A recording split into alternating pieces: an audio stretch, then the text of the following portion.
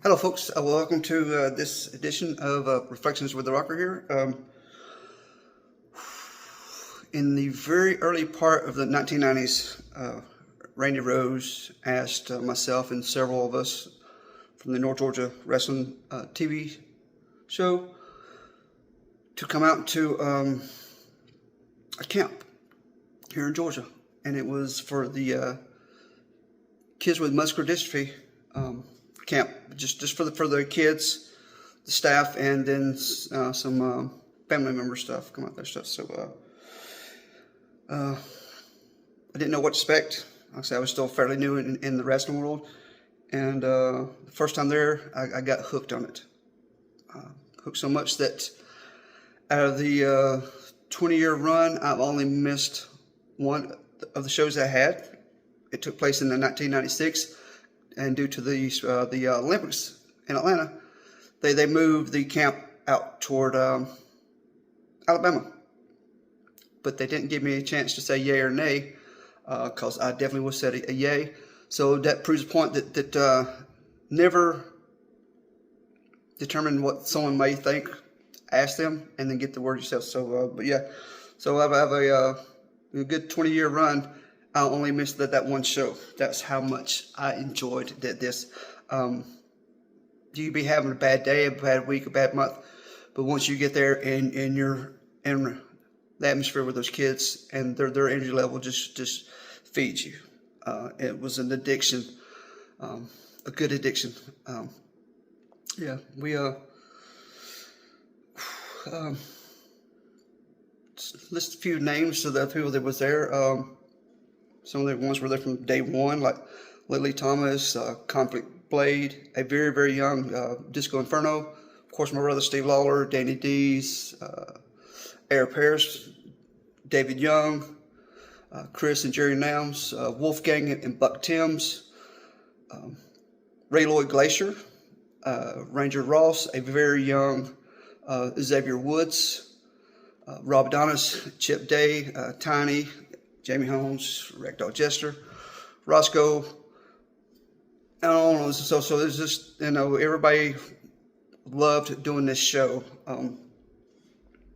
We'd get there sometimes early, spend time with the kids. They'd have us lunch. We danced. They had us do stupid games, dancing on the tables, all kind of stuff. It was just a very fun and emotional day stuff, and the kids got it. Good guy that they cheer for you. If you're a bad guy, they booed you. But once the show was over, they wanted to meet and interact and just see everybody, all that stuff. And yeah, I was somewhere, I think 96. We had someone ask us to do a wrestling benefit show to help raise money for a ramp for one of the kids, Michael. And we raised enough money to have a ramp installed on their band stuff. So through that connection, I kind of looked for him, or he always looked for me every year at the shows. And then toward the end of our run, Stone Mountain Harley Davidson started doing motorcycle rides on Sunday. So I got to go to the camp twice, because you got to go through some gates, and it's very very secure atmosphere, some of that stuff. But yeah, I did a ride one year, and Michael was so excited to see me. We hung out stuff. The following year, I did a ride. I looked for him, but it was a pretty good size crowd, and didn't see him. So, but I like, you know what? I'm going back the next day for further. That's going to be the last people, and I would check in with him stuff.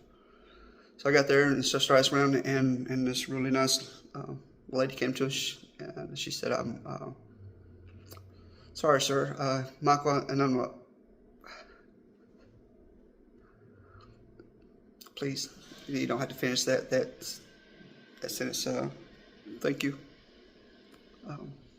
It's a very brutal disease. You start out what they call as a walkers, and you slowly progress to some support, and then you're in your own wheelchair, and then you can move. It takes over. You have to have an electric wheelchair, and then to the point where someone else is taking care of stuff. And these kids, God bless the staff members, everybody donated their time about that stuff, because these kids had to be rotated about every hour or so, just so they don't get bad sores when they're laying down. And yeah, it can weigh on some of that stuff. So, but we had a good 20-year run. The camp changed directors, and they didn't think wrestling was in the game. So at least we're very thankful for the 20 years we had. A couple of funny moments that took place was one year, for whatever reason, there was only 4 wrestlers.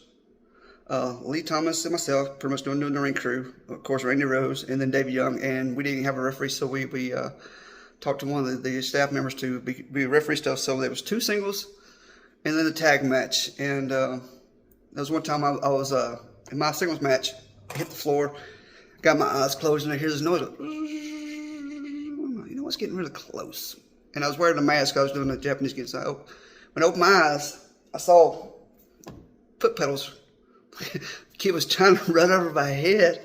Thank God I moved out of the way, stuff like that. And then later that same day, me and David was tagging up, and then we went to be sneaky crawling in the ring, and I felt like something tugging it. And I looked back, and one of the walkers had crawled in the ring and grabbed my belt, and I was pulling on the ring stuff hard. Dave, hey Dave, I caught me one. He said, send it back. Dave was so committed. He wanted to get thrown in the pool, but since the time, they fixed it then, but it was not set up for handicap totally. So they had the pool blocked off, but Dave wanted to get thrown in the pool, so he was so committed that he climbed over the lock fence. Randy Rose behind him just to get thrown in the pool, just to make those kids happy and entertain those kids. Yeah. And then I think it might have been the last year we were there.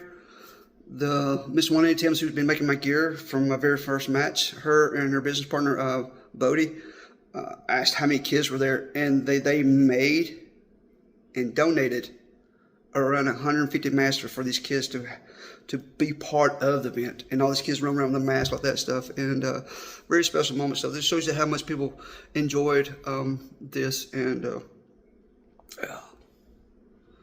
So yeah, if this moves you, if you want to make a donation to MDA, just look them up online. Yeah. God's been really good to me, and to be able to give back to these kind of events, just right here, it tugs his old man's heart. But yeah, a lot of good times, a lot of great people come through and been part of the show, like that stuff. But yeah, I hope you like this one. It makes sense. As old Poops and Pops like to say, peace, love, see ya.